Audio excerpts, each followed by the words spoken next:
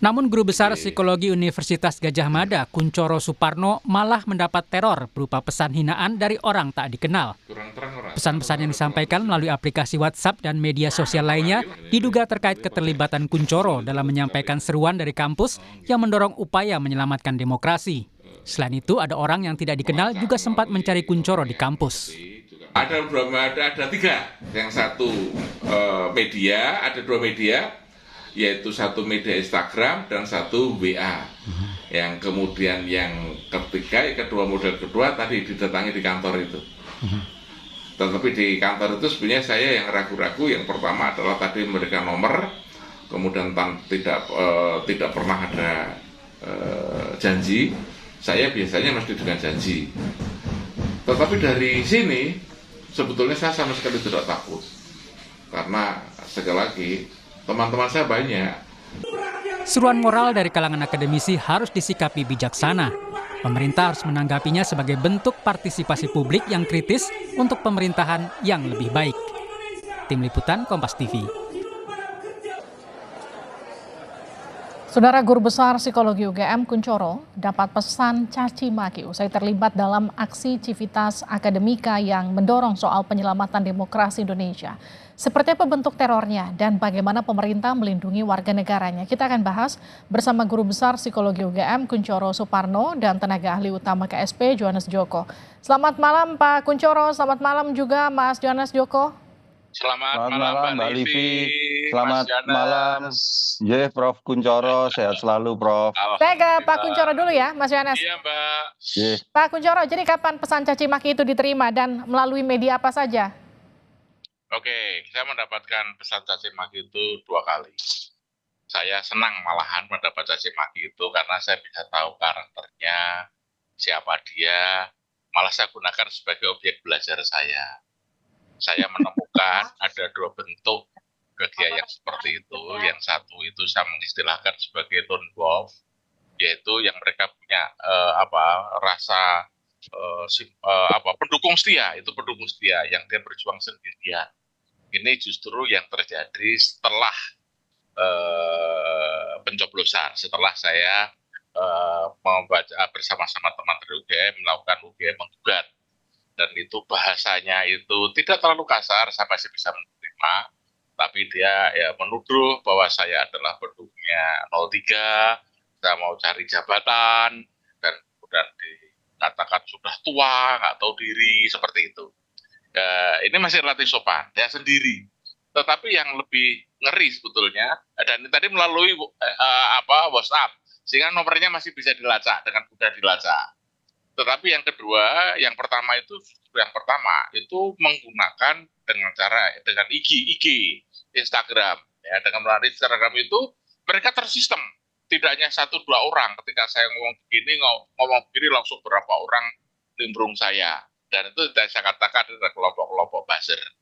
Itu dari mereka yang terjadi. Dan yang ketiga adalah mereka datang ke kampus, dan tadi semakin yakin bahwa setelah ada penjelasan dari SKK, Satpam di kampus menjelaskan bahwa mereka itu hari yang kedua dia berpura-pura ODGJ, karena di depan kampus itu ketika ada ruang tunggu, mereka itu ngaji dengan suara teriakan keras sampai dengan diperingatkan oleh Satpam.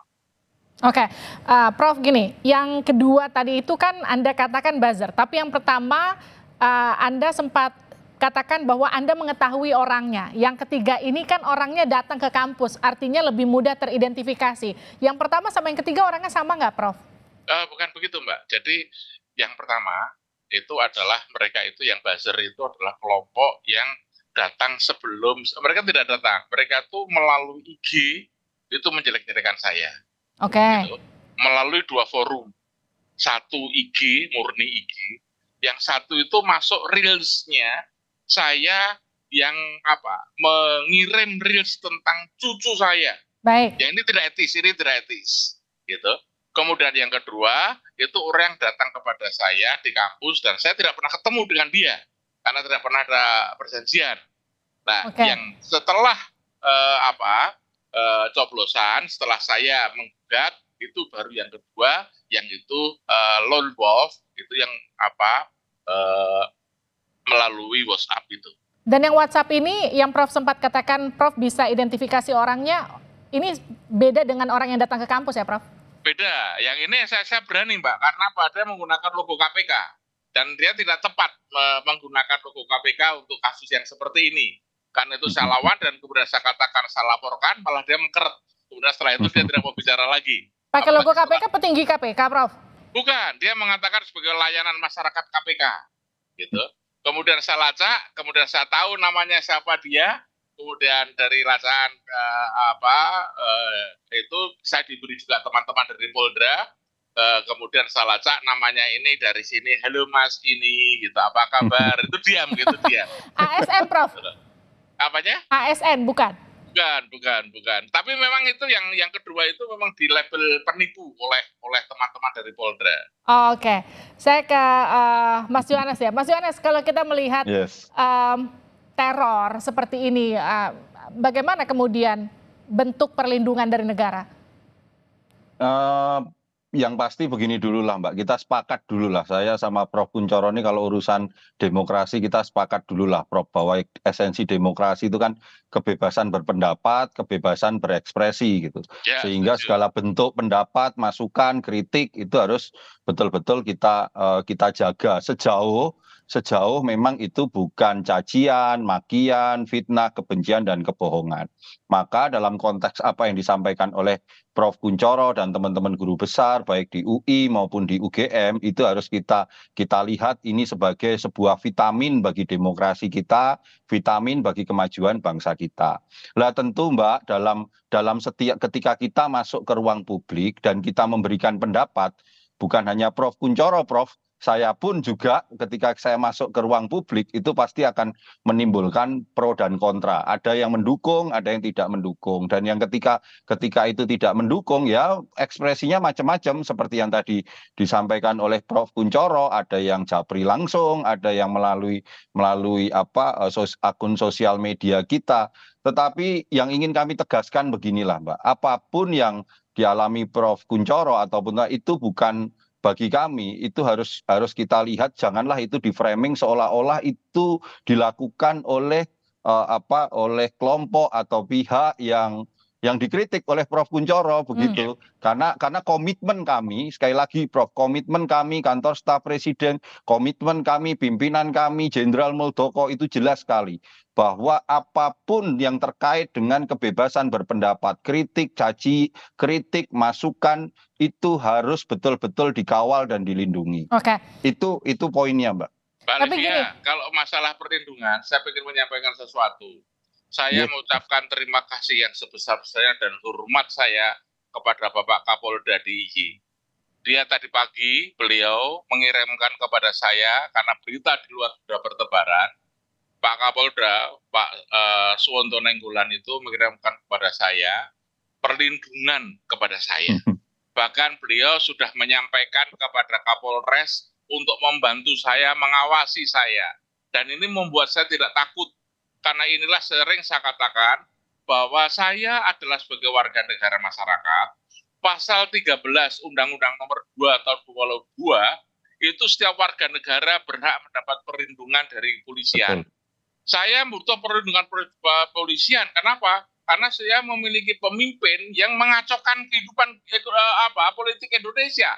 Gitu. Mereka berpandangan seperti itu, saya berpandangan seperti ini. Mereka dilindungi, kenapa saya tidak? Gitu. Ini yang menjadi hak saya.